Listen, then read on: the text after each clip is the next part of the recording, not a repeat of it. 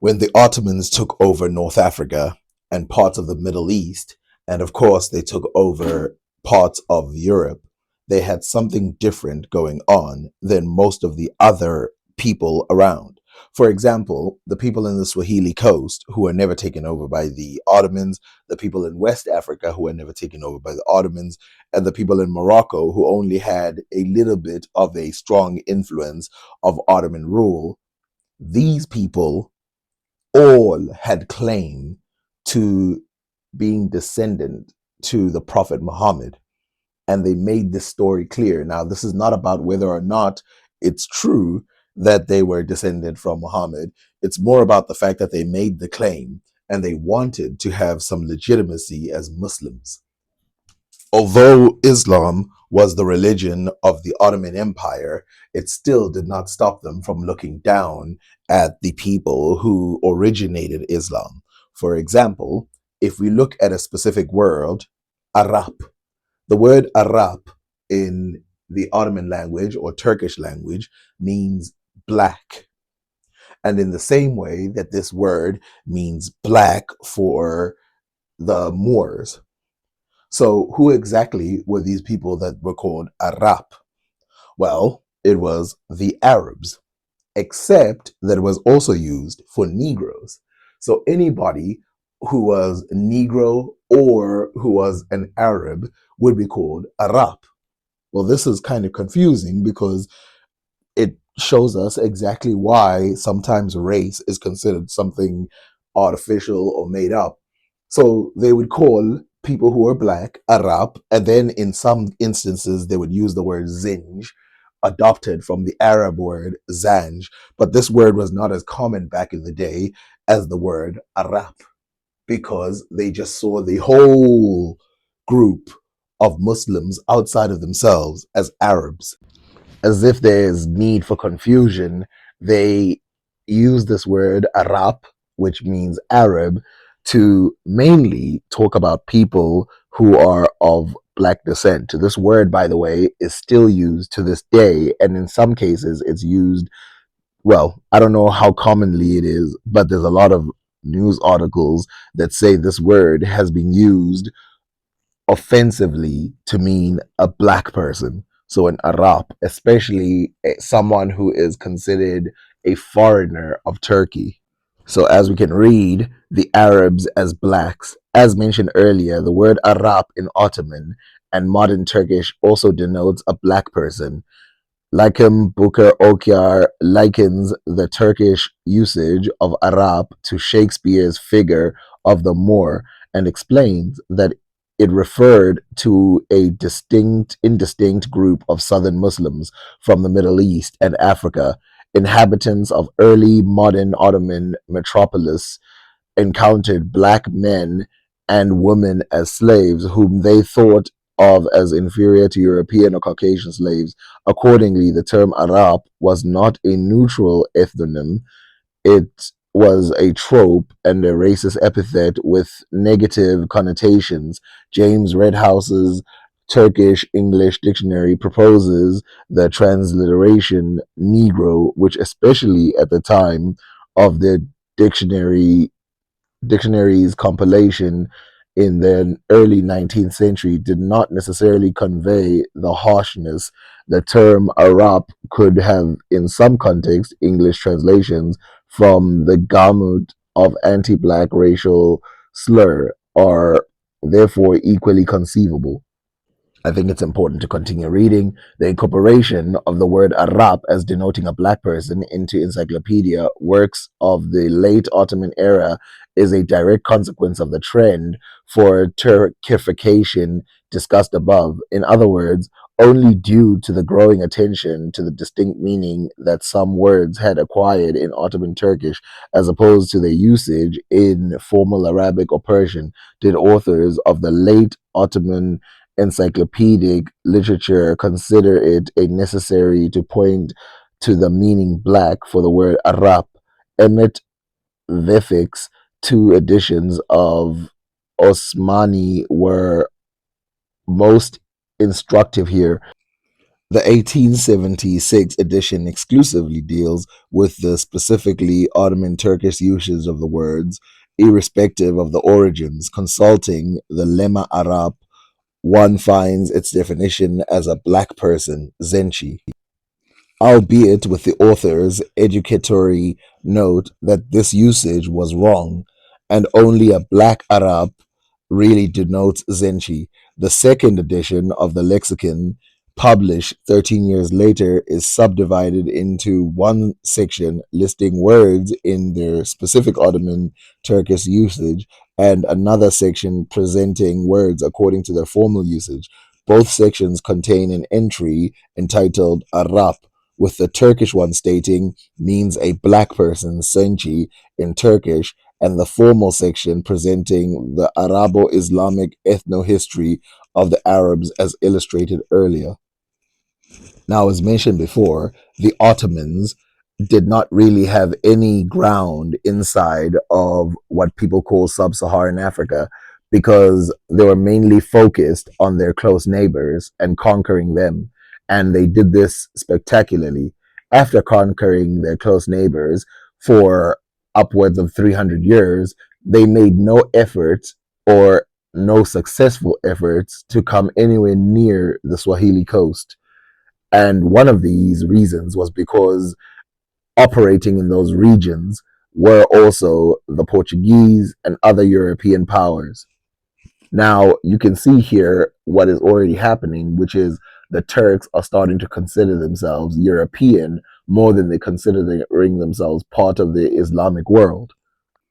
This type of tension creates a solidification between some Arabs of all kinds to become one unified group in a deeper sense than they've ever been. And remember, they were already pretty unified if we do a lot of the readings. The fact that North Africans and West Africans, despite the slave trade, and the fact that some of the Arabs would call the Black Lands the lands of the slaves, despite that, they still had very good communication to the point that refugees from different lands, so different Arab lands, would run to West Africa or the Swahili coast when threatened with death. And refugees from West Africa and the Swahili coast would run to either the Middle East or they would run to North Africa as a safe zone. And this happened quite a bit. And of course, the engagement between the West African rulers and the Swahili rulers was not a game of capturing slaves only. This part has been exaggerated to make it seem like that's the only game in town. And remember, there were a lot of free people. There's actually millions and millions of black people, even today in Saudi Arabia, which would be considered Arab by the Turks. One of the false claims made by people about Afro Turks or Africans who operated within the Ottoman Empire is that they were all, if they were in a position of power, eunuchs. This is true for a lot of those who worked within harems of very powerful people, but it's not necessarily true of a lot of Afro Turks or Africans who operated in a high position around the Ottomans. And we can know this because there's writings written by Ottoman writers. In a weird way, these Ottomans had become the true power of the Muslim world. And of course, even though there weren't only eunuchs located around black areas, there were a lot of eunuchs. So, one of the things that black Africans did was they were called doorkeepers. These doorkeepers are basically people who are in charge of the well being of harems and stuff like that. And you can see that in order to gain this, they became eunuchs. And so the person who is being talked about here is a eunuch. So let's read. The janissary, which is a type of military man, and a Negro doorkeeper, then laying hold of the Gulabi's collar, said, "Close thy eyes." He closed his eyes and, on opening them again, suddenly found himself in one of the taverns of Galata, where a crowd of drunken Janissaries hailed him, saying, come, old man, and drink a pot with us.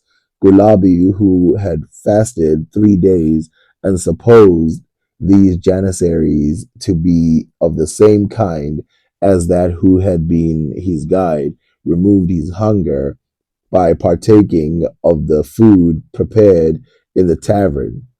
At length, when sunset was near, he took a boat to return to the Unkapani. On coming into a narrow street, he was assailed by two drunken. Now, the reason why that is important is because there are two terms which were used for white eunuchs and black eunuchs. So I want you to understand that it wasn't just black people who were made into eunuchs, as a lot of people say. It wasn't just black people who were made into slaves and back in the day.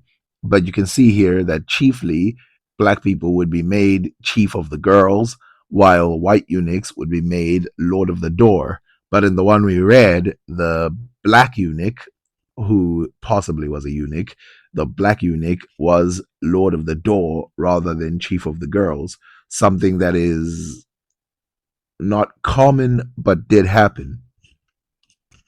Now, obviously, this is nothing to be proud of, but you can see what is already happening during the Ottoman Empire in terms of the derailment of the success that a lot of the Arab populations had already made against the European powers. Unfortunately, a people who they had converted had basically betrayed the original people, while Swahili, West Africans, Moroccans, and Arabs and Yemenites were very fond of their Arab past, whether they had one or not. They were also very in tune with the religion and wanted the religion to succeed for itself, to the point where they were willing to get rid of anybody who was successful and greedy against the Islamic traditions. And this happened over and over again within these empires. The Ottoman Empire came, and even though it was helpful in the beginning to some places, like the Swahili coast, it seemed like its main Islamic claims were not as strong as those in the other kingdoms. One of the dreams of Islam is to unify the Islamic empires throughout the entire world so that they can live in a unified, morally unified Islamic world. Now, this could not happen under the Ottoman Empire, even though it's not for a lack of trying. If we read here, in 1538, Suleiman I sent a navy to the Indian Ocean, Ottoman naval expedition in the Indian Ocean. The expedition continued for about 30 years. Ozdemir Pasha, the deputy of the admiral, conquered the west bank of the Red Sea, roughly corresponding to the narrow coastal strip of Sudan and Eritrea, in 1567 during the reign of Selim II. In the late 16th century, Ottoman Admiral Ali Bey, this is the one who helped the Swahili to some degree, establish Ottoman supremacy in many cities of the Swahili coast between Mogadishu and Kilwa. The Ottoman invasion of Ethiopia Empire was crushed by the Emperor Sasadengel at the Battle of Adikaro, where the Ottoman commander Ahmed Pasha was killed. Mogadishu recognized Ottoman suzerainty in 1585, and Ali Bey also established Ottoman supremacy in other regions such as Brava, Mombasa, Kilifi, Pate, Lamu, and Faza. Ethiopia also experienced a brief period of Ottoman domination when the independence of Emirate of Harar was interrupted by Ottoman Egyptian rule, which resulted in the Emirate of Harar being added as an Ottoman Egyptian possession until being driven out by the British 10 years later. Now, we have to break down a lot of these because a lot of them they're using the word supremacy, which isn't necessarily true from what we've read. So if you remember, a lot of the people from Kilwa, Mogadishu, and Ethiopia found themselves in a period where they had to fight against the either Ottomans or the other Europeans, the Portuguese. And so there was a fight. And as far as they were superior to each other, that mattered. But the Kilwins and Mogadishu people were never really subject or under any of these people. And when it all came down to it, they fought back. In fact, the Swahili coast remained independent up until what, the 1800s. So these independent states in the 1800s, basically the whole of Africa was independent for until the 1800s, but they remained independent for a couple of reasons. All these wars made the Ottomans and the Portuguese nervous to try and take over these lands. Now think about it. Africa is the closest continent to take over for the Europeans outside of maybe the Middle East. But let's say just all Europeans combined, Africa would be one of the easiest ones to take. North Africa fought against the Portuguese successfully, and then the Portuguese took some pieces of it as well, striking deals with each other. But Turkey was not as unfortunate as the Portuguese, and so the Ottomans took over a large part of North Africa. But then, when they both had their eyes set on the rest of Africa, they found that it wasn't going to be as easy as they thought. As some of the Arabs who were talking to them had described Africa as something that they could take. These expeditions that you see, so if we read the next part, during the reign of Selim in the 16th century, Ottoman Admiral Ali Bey established Ottoman supremacy in many cities of the Swahili coast between Mogadishu and Kilwa. These expeditions made them realize that actually what they were dealing with was an entirely new world altogether. Because let's think of the multiple civilizations in that region, and most of them were Muslim at the time. And remember, Islam calls for unity. Remember, there was that later book that was around the same time as this about the warring tribes in West Africa and how they should come together. This includes Morocco. When the big squeeze happened against the Moroccans, they realized that they had to move down further into some of the parts of West Africa. Now, this is not exactly West Africa proper, but they did have a lot of influence within there, and it didn't last long, but they tried their best. So the Sardinians, who had tried to expand so that they could resist the people who were the Ottomans, the Ottoman Empire, and then on the other side, the Portuguese, and then on the other side, other West Africans, they realized that it's probably better to be allied with a lot of West African nations so that they could beat back the Ottoman Empire, which was constantly knocking at their door. There is one group of Africans mentioned by both Ottomans and Moroccans, especially the Pashek dynasties, that speak of this one group that pushed back against the invading Moroccans and the invading Ottomans, who could have established supremacy in West Africa and continue to push. But in fact, they could not get any further, and their role was nothing more than some heavy pushes on financial, with a little bit of battles, but financial holdings rather than complete control of the regions that were mentioned. These regions could never be held by foreigners in a true way, and so they needed a group that was native that could hold the power in the meantime. This group was the Tuareg. The Tuareg are mentioned over and over again as being a menacing group that constantly surrounded invaders from both Morocco and the Ottoman Empire who tried their best to sneak into these regions. The Tuareg are seen moving from place to place as battles are won and lost. And so they become more and more militarized as their presence is unwanted. Now, remember, the Tuareg had before been rulers in this part when they fought against the Songhai and when they fought against the previous Mali Empire. Now, keep in mind, this was not clash of the swords. The people who were placed in Morocco, and of course some Europeans and the Turks, came with very heavy machinery. Some of these tensions between these groups had left them in a weakened position, making it very easy for the Europeans to come in a divided Africa and make their way inside, starting, of course, with the Moroccans.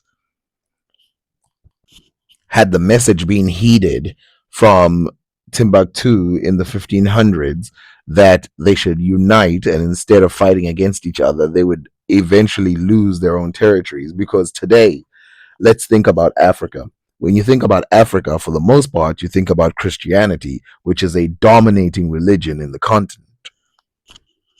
It's hard to imagine today, but this minority religion in Africa that eventually became the religion of the southern parts of Africa, so starting in the Swahili coast, going over to South Africa, Angola, rising towards Congo, and then you find places like Nigeria with heavy Christian regions, and then the rest of it having a toss up between Islam and Christianity. This is just the reality of what happened. And it all happened because of unnecessary wars of people who were considered the same but acted different.